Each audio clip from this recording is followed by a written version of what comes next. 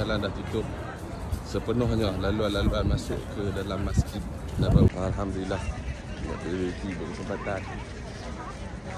Doakan saya sihat sejahtera, diuji dengan demam, sesama.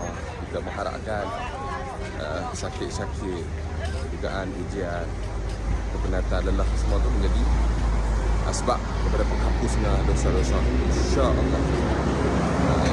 Kita usaha yang terbaik untuk kita melakukan ibadah sampai ke akhir dia, insya-Allah. Tinggal bah ya bro. Kereta dah tak boleh masuk. Bah pun bah Taradudiyah.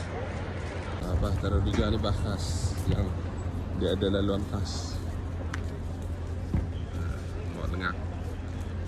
Sekarang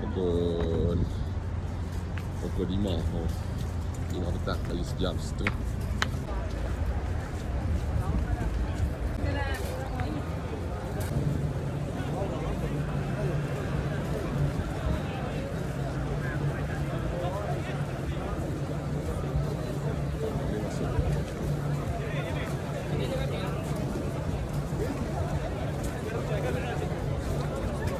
Tak boleh masuk itu ke arah sana. Dah jadi sosok dah. Ni sejam sebelum berbuka puasa. Sejam sebelum berbuka puasa.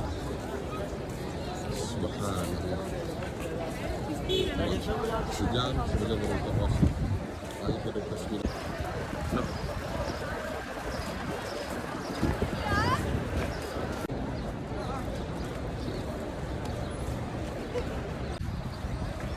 Semua jalan dah tutup.